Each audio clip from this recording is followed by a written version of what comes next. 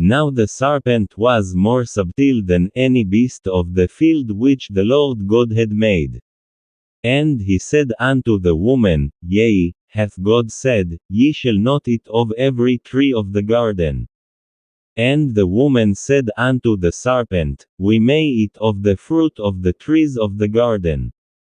But of the fruit of the tree which is in the midst of the garden, God hath said, Ye shall not eat of it, neither shall ye touch it, lest ye die.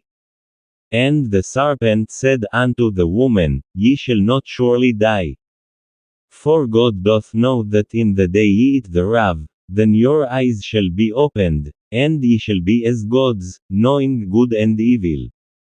And when the woman saw that the tree was good for food, and that it was pleasant to the eyes, and a tree to be desired to make one wise, she took of the fruit thereof, and did eat, and gave also unto her husband with her, and he did eat. And the eyes of them both were opened, and they knew that they were naked, and they sewed fig leaves together, and made themselves aprons.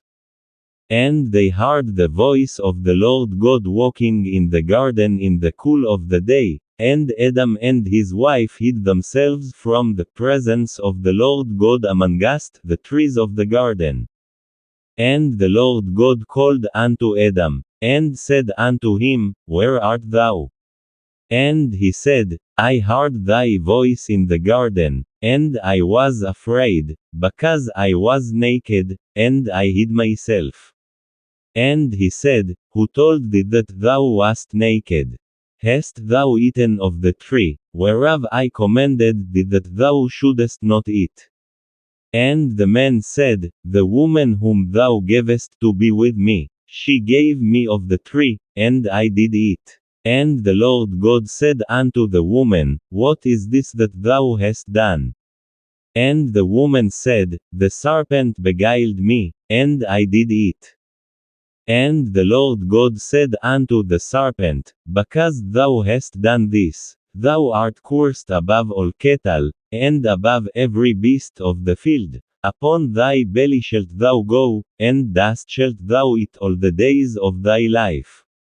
And I will put enmity between thee and the woman, and between thy seed and her seed, it shall bruise thy head, and thou shalt bruise his heel. Unto the woman he said, I will greatly multiply thy sorrow and thy conception, in sorrow thou shalt bring forth children, and thy desire shall be to thy husband, and he shall rule over thee. And unto Adam he said, Because thou hast hearkened unto the voice of thy wife, and hast eaten of the tree, of which I commanded thee, saying, Thou shalt not eat of it, cursed is the ground for thy sake, in sorrow shalt thou eat of it all the days of thy life. Thorns also and thistles shall it bring forth to thee, and thou shalt eat the herb of the field.